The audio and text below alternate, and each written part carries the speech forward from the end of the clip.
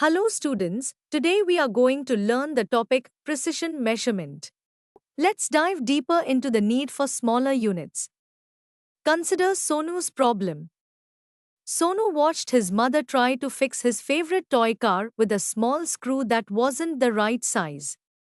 The solution came when his mother found another screw that worked perfectly, though it looked almost exactly the same. The discovery was interesting. Looking closely, Sonu realized one screw was just a tiny bit longer than the other. Next, we move on to measuring with greater precision. We have three types of rulers here. The top ruler only has markings for whole centimeters. The middle ruler describes a little more, that the length is between 2.5 and 3. Finally, the bottom ruler measures between 2 and 3 centimeters, allowing for an even more precise measurement of 2.7 centimeters for the first screw. This helps us understand the importance of having detailed divisions to measure screws accurately. Now, let's talk about measuring between units. For instance, the pencil isn't exactly 3 or 4 units long. It measures 3.4 units. Breaking it down further, 3.4 means 3 whole units plus 4 tenths, 4 times 1 by 10. We can write this as 3.4, 34 by 10, or 34 by 10 units, showing how different expressions can represent the same value. Moving on to a solved example, measuring Sonu's arm. The problem is that his lower arm measures 2.7 units and his upper arm measures 3.6 units. To find the total length, we add whole units. 2 plus 3 is equal to 5. Next, we add the tenths. 7 plus 6 equals 13 tenths, which equals 1.3. So, the total length of Sonu's complete arm measures 6.3 units. There's also a second method for this calculation. If we convert the lengths to tenths, we find the lower arm is 27 tenths and the upper arm is 36 tenths. When we combine these, we get 27 plus 36 equals 63 tenths, which simplifies to 6.3 units. Now let's look at a different example involving a paper measuring 8.9 units that is folded in half. The challenge is measuring its new length. With only tenths available, we can't measure precisely as the folded paper falls between markings. The solution is to use hundredths. Each tenth divided into 10 equal parts gives us 100 parts per unit. When we measure the folded paper, it measures 4.45 units.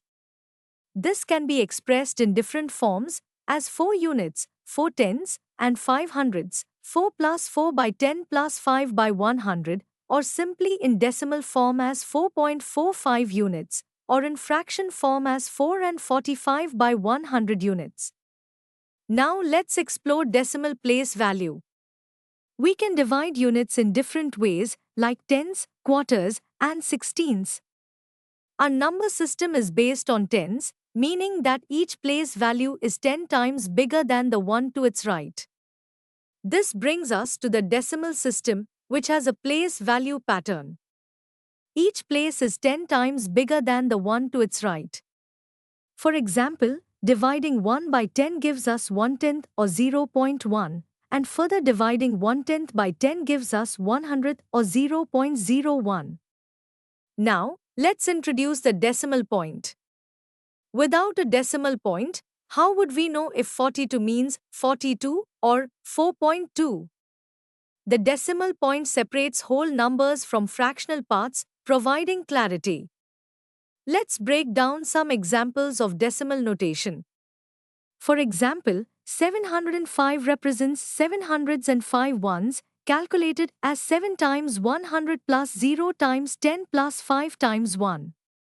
Similarly, 70.5 represents 7 tenths and 5 tenths. It can also be expressed as 7 times 10 plus 0 times 1 plus 5 times 1 by 10. Next, we will talk about reading decimal numbers. Whole numbers like 705 are read as 705.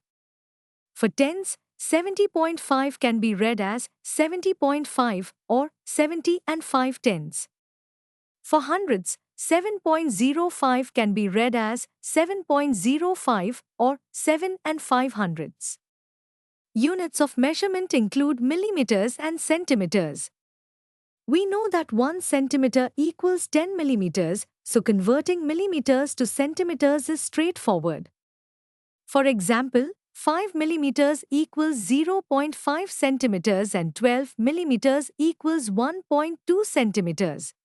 For length conversion, we know that 1 centimeter is 10 millimeters and 1 millimeter is 0.1 centimeter. Similarly, 1 meter is 100 centimeters and 1 centimeter is 0.01 meter. Also, 1 meter is 1000 millimeters and 1 millimeter is 0.001 meter. Next, let's move on to weight conversion. We know that 1 kilogram equals 1000 grams. For example, 5 grams equals 0.005 kilograms and 200 grams equals 0.2 kilograms. Now, let's discuss rupee paise conversion. We know that 1 rupee equals 100 paise, so 1 paise equals 0.01 rupee. For example, 75 paise equals 75 by 100 rupee, which simplifies to 0.75. Understanding this conversion is helpful in daily financial transactions. Locating and comparing decimals is also important. How to show decimals on a number line? To place a decimal like 1.4 on a number line, first, see which two whole numbers it lies between. 1.4 lies between 1 and 2. Then divide the gap between 1 and 2 into 10 equal parts. The fourth division after 1 is 1.4. So, 1.4 is equal to 1 unit and 4 tenths.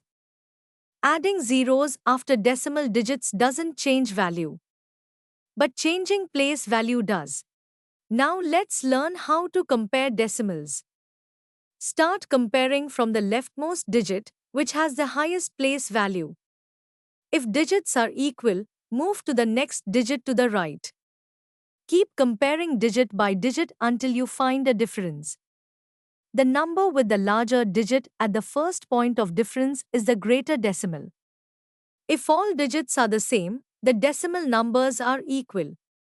For example, comparing 3.42 and 3.48.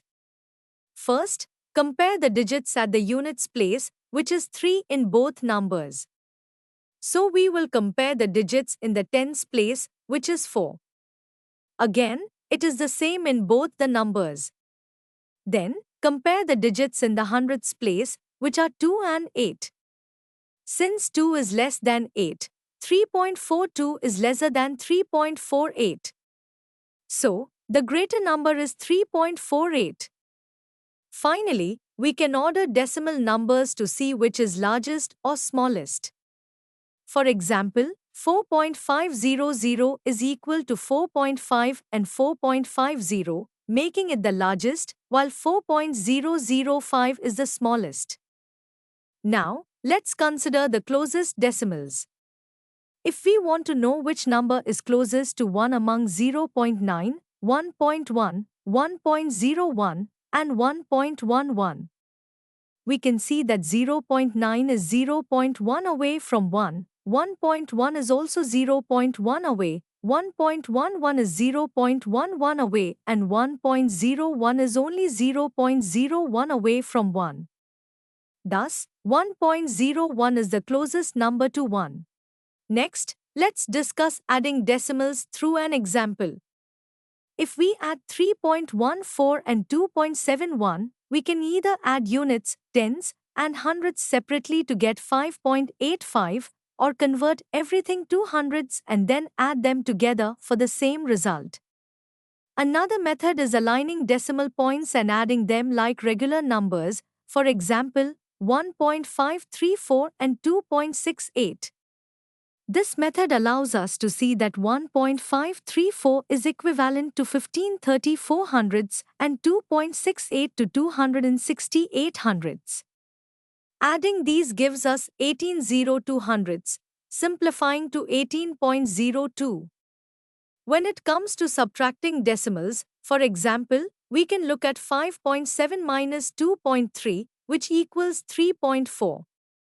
We can also subtract 7.25 minus 3.75 to get 3.5. Moving on to addition and subtraction of decimals, we can see that if Priya needs 2.7 meters of cloth and Shalja needs 3.5 meters, the total cloth length needed is 2.7 plus 3.5 is equal to 6.2 meters. For subtraction, if we ask how much longer Shalja's cloth is, we find that 3.5 minus 2.7, which would be equal to 0.8 meters. Estimating sums and differences can also help make calculations easier. For example, when adding decimals, the sum will be more than the whole number parts but less than 2 more than that. For example, when we add 25.936 plus 8.202, we can expect that the sum will be between 33 and 35. The actual sum is 34.138. In conclusion, we have learnt about the importance of precision measurement, how to break down units into smaller parts, and the significance of decimals in daily life. Understanding these concepts will make us better at measuring and calculating accurately. We hope that you have understood the topic. You can now study chapter notes, watch video lectures, and solve MCQ tests of this chapter on Eduref to ensure you score well in your school exams. And that's not all, you also get amazing courses for maths, science, English, Hindi, and much more for class 7. Thank you.